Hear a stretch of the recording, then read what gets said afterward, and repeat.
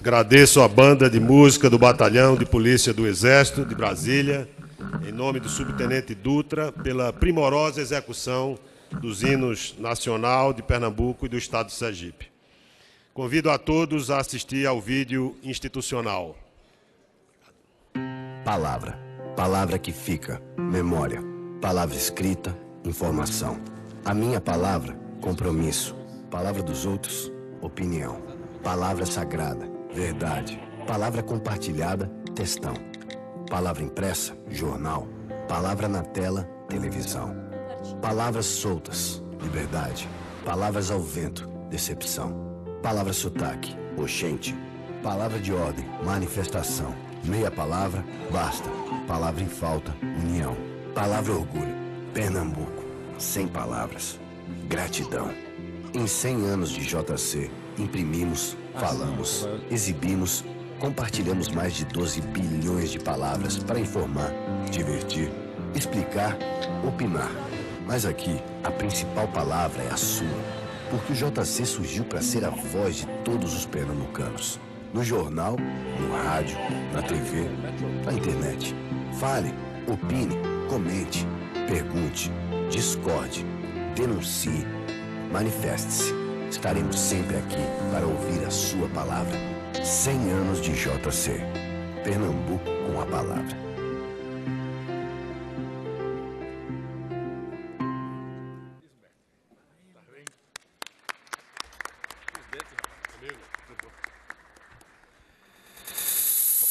Vou proferir agora a leitura do pronunciamento do presidente Rodrigo Maia. Senhoras e senhores, em primeiro lugar, agradecemos ao deputado Tadeu Alencar por requerer esta homenagem ao Jornal do Comércio de Pernambuco. É sempre com grande satisfação que esta casa exalta a competência e responsabilidade de veículos de imprensa comprometidos com a busca da verdade e com a ampla difusão de informações. Não há democracia sem liberdade de expressão individual e coletiva. A partir da Constituição de 1988, a liberdade de imprensa consolidou-se e, com o tempo, a resistência da sociedade à censura alcançou novos patamares, pois as redes sociais fizeram de cada cidadão um potencial produtor e distribuidor de notícias. A presença de inúmeras fontes de informações é positiva, mas a qualidade da informação é definida por sua credibilidade. Embora o que se chama de opinião pública seja a opinião publicada, faz diferença saber onde foi publicada. As publicações de boa reputação promovem debates amplos em termos de alcance geográfico e histórico e consequentes sobre os temas de interesse coletivo. Esses debates não ocorrem nas ditaduras e nem ocorreriam nas redes sociais sem o apoio investigativo da mídia tradicional. Assim, jornais centenários como o nosso homenageado tornam-se referência para a manutenção do Estado democrático de direito. E a responsabilidade, credibilidade e alcance de um veículo como o Jornal do Comércio fazem a diferença. Em 100 anos, nosso homenageado passou pela República Velha e pela sua derrubada, pelo Estado Novo e pelo breve período democrático que se seguiu até 1964, pela redemocratização, pela Constituinte e pelo período atual, em que o país parece estar, mais uma vez, se repensando, mas sempre dentro dos parâmetros do respeito à democracia e à liberdade de imprensa. Em todo esse tempo, as páginas do Jornal do Comércio vêm discutindo os fatos políticos e sociais, contribuindo para a construção da nossa democracia com opiniões próprias ou de entrevistados. Nessa trajetória, recebeu mais de uma dúzia de vezes os mais importantes prêmios da imprensa nacional. O Jornal do Comércio foi o primeiro jornal da América Latina a estar disponível na internet e hoje está presente em todas as plataformas digitais, integrando um sistema que também conta com uma rádio e um canal de televisão, todos comprometidos com os anseios de nossa sociedade cada vez mais plural e complexa. É difícil prever o futuro dos jornais impressos, mas sabemos que a marca Jornal do Comércio continuará sendo garantia de credibilidade, de boa parte, mesmo se boa parte de seus leitores estiverem no mundo da internet, como é o caso de várias publicações atuais. Senhoras e senhores, o requisito primordial e mais importante numa democracia liberal é a liberdade de expressão. E para que a liberdade de expressão tenha efeito, precisamos de jornais comprometidos com a investigação. Precisamos de uma imprensa livre. Continuaremos precisando da credibilidade do Jornal do Comércio nos próximos 100 anos. Nossa democracia, com pouco mais de 30 anos, será fortalecida na medida em que veículos como o nosso homenageado também se fortaleçam. Parabéns, portanto, ao primeiro século de existência do Jornal do Comércio. Deputado Rodrigo Maia, presidente da Câmara dos Deputados.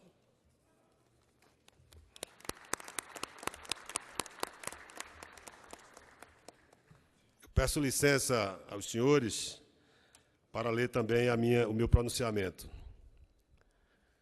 Excelentíssimo senhor ministro José Múcio Monteiro, presidente do Tribunal de Contas da União, excelentíssimo senhor senador Humberto Costa, também co-participante dessa sessão de homenagens, porque o fez perante o Senado Federal, excelentíssimo senhor Jarbas Vasconcelos, senador e governador do nosso Estado, excelentíssimo senhor João Carlos Paz Mendonça, presidente do Sistema Jornal do Comércio de Comunicação, excelentíssimo senhor Ricardo Pedreira, diretor executivo da Associação Nacional de Jornais, nesse ato representando o presidente da NJ, Marcelo Reck, excelentíssimo senhor Paulo Toné, presidente da ABERT, Associação Brasileira de Emissoras de Rádio e TV, vice-presidente de Relações Institucionais das Organizações Globo, senhores parlamentares, senhoras parlamentares, quero saudar aqui também todos os que acorreram e atenderam a esse nosso convite e agradecer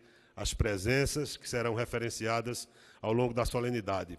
E agradecer aqui, de maneira muito especial, aos estudantes da Escola Pública aqui de Brasília, que atenderam também o nosso convite e vieram prestigiar essa sessão de homenagens ao Jornal do Comércio. Uma salva de palmas aqui para os estudantes.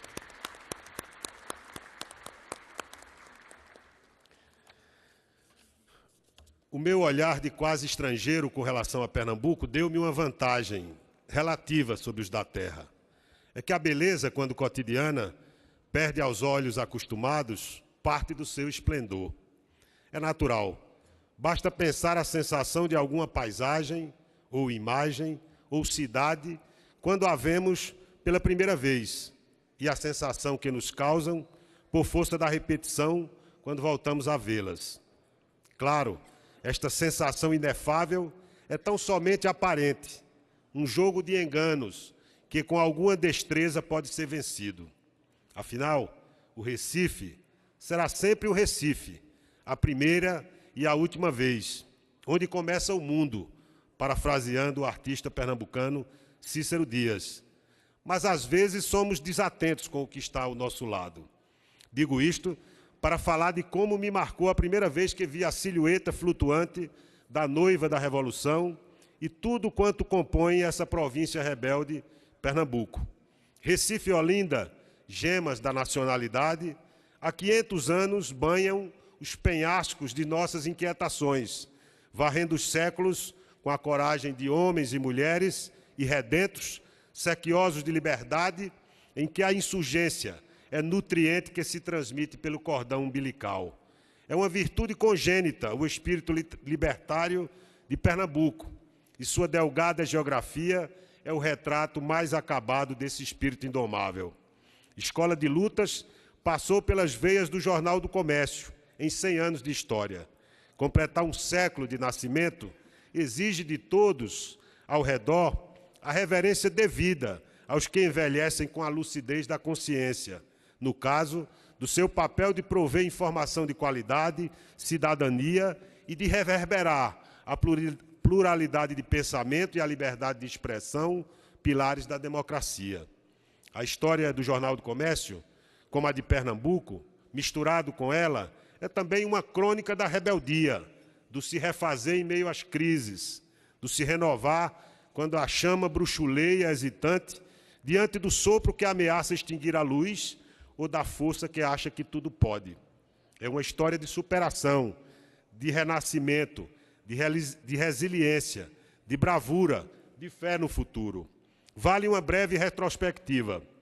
Fundado em 3 de abril de 1919 por F. Pessoa de Queiroz, em um século de história, transpirou os fatos marcantes vivenciados nesse período em Pernambuco, no Brasil e no mundo.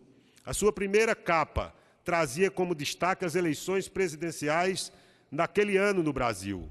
O jornal foi às ruas há exatos 10 dias do pleito, com Epitácio Pessoa contra Rui Barbosa, que terminaria sendo vencido por aquele.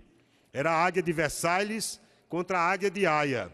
Epitácio Pessoa foi o único presidente do Brasil eleito enquanto se encontrava em missão diplomática no exterior, na Conferência de Paz de 1919, na França, convocada para discutir e reorganizar o pós-guerra. A edição do JC, do dia 2 de março de 1924, anunciava a chegada do Carnaval pernambucano, com a ilustração que tomava toda a capa, algo impensável para a época, o que já induzia o seu arrojo inovador. Na Revolução de 30, o Jornal do Comércio apoiou a candidatura contrária a Getúlio Vargas, o que fez com que partidários radicais da Aliança Liberal invadissem, empastelassem e destruíssem todos os seus equipamentos, levando F. Pessoa de Queiroz a deixar o país e exilar-se na França após a vitória de Vargas. O saldo foram equipamentos danificados, arquivos destruídos, máquinas atiradas pelas janelas e os tambores da impressora danificados com ácido, o que poderia induzir um melancólico fim para suas atividades. Mas como prova da capacidade do Jornal do Comércio de renascer das cinzas, 4 anos depois, Francisco Pessoa de Queiroz começa a soerguê-lo, reestruturando a redação, ao tempo em que fortes investimentos eram feitos na área industrial.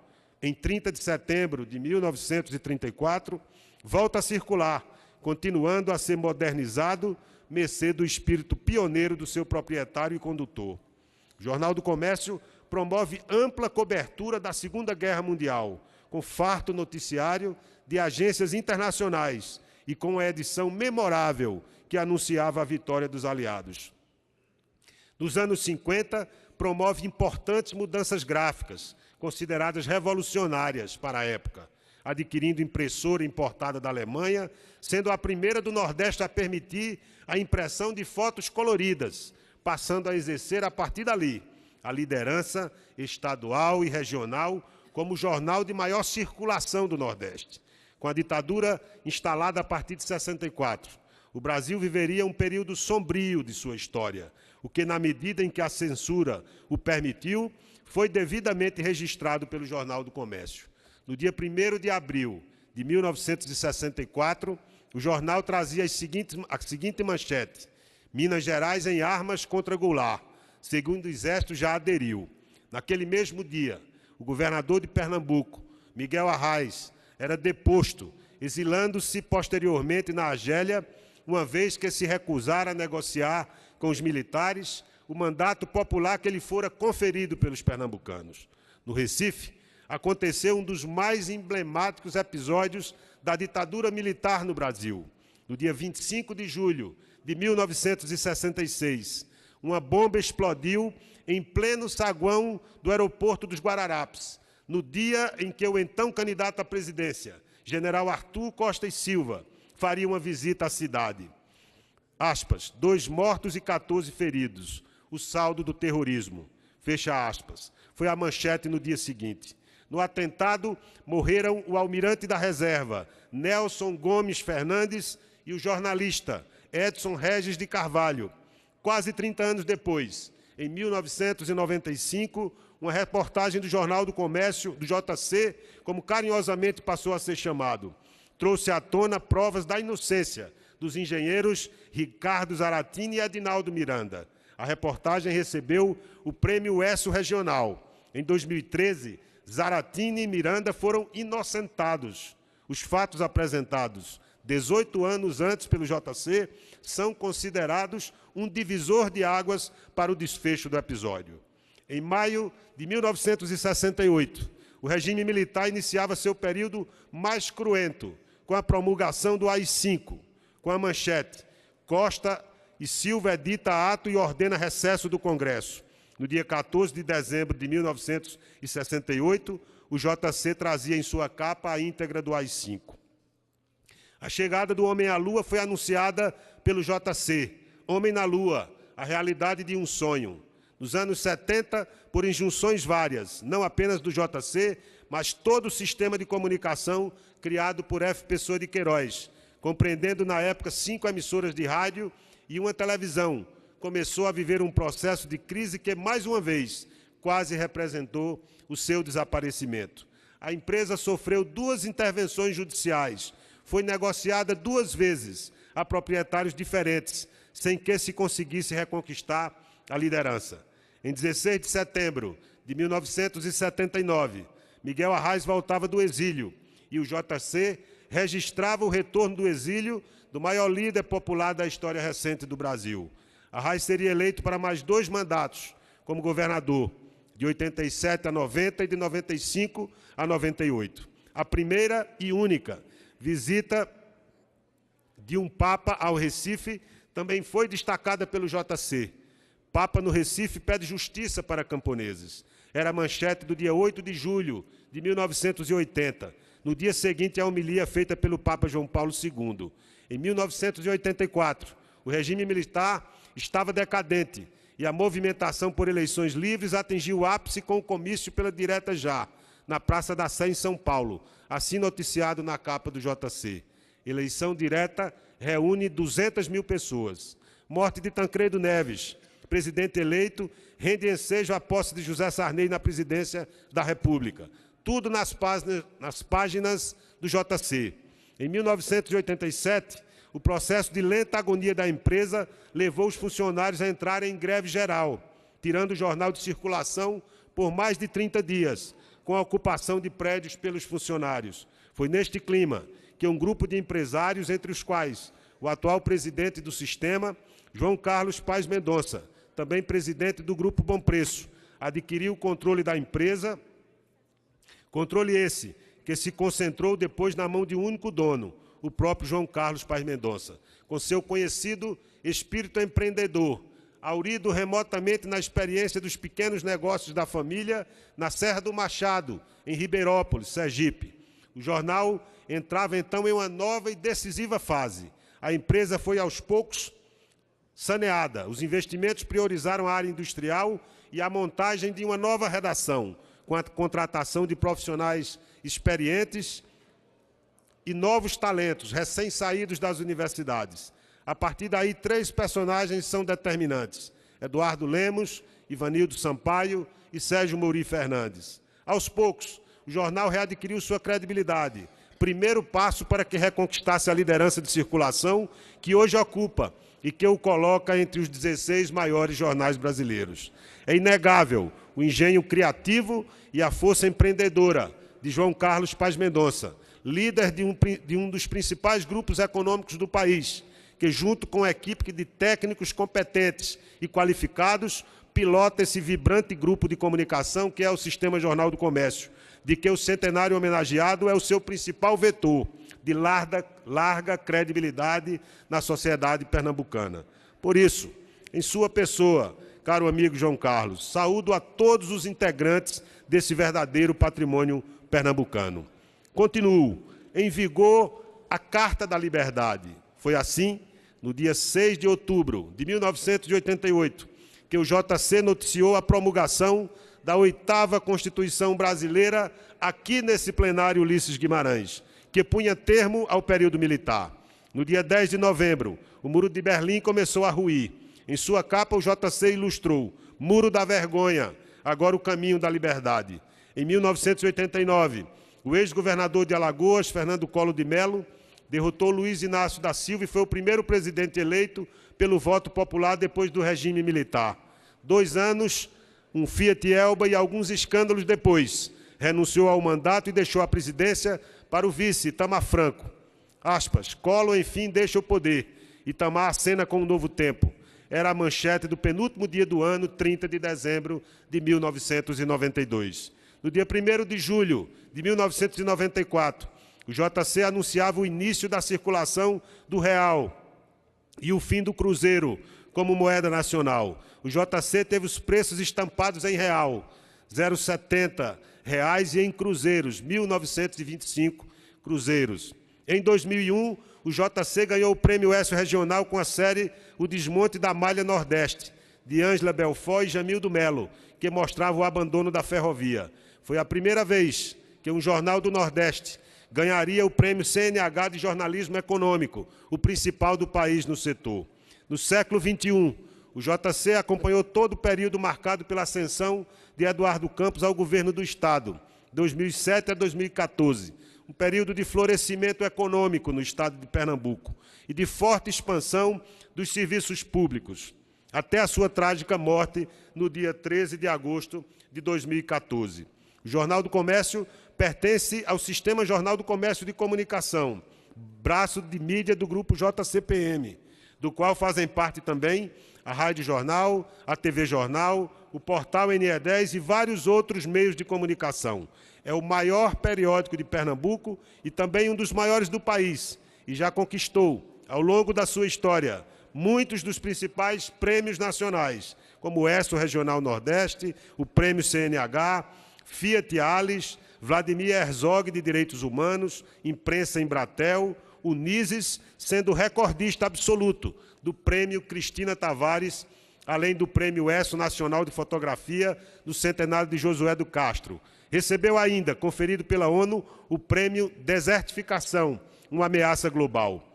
Além disso, indispensável citar o magnífico trabalho social do Grupo JCPM, com a Fundação Pedro Paz Mendonça, na Serra do Machado, e o Instituto JCPM, no Recife, com expressivos avanços na geração de oportunidades de emprego e na emancipação de crianças e jovens. Essa uma síntese da história singular desse grande jornal.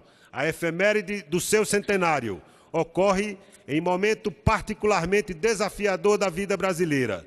Vivemos o paradoxo de um governo democraticamente eleito que, ao invés de se dedicar ao esforço de construir soluções para os graves problemas que enfrentamos, como o desemprego, o baixo crescimento, o estado burocrático e cartorial, as deficiências na infraestrutura, a violência e, o maior deles, a desigualdade, perde-se em trapalhadas e disputas fratricidas, além de patrocinar uma pauta obscurantista que decididamente não interessa ao conjunto da sociedade.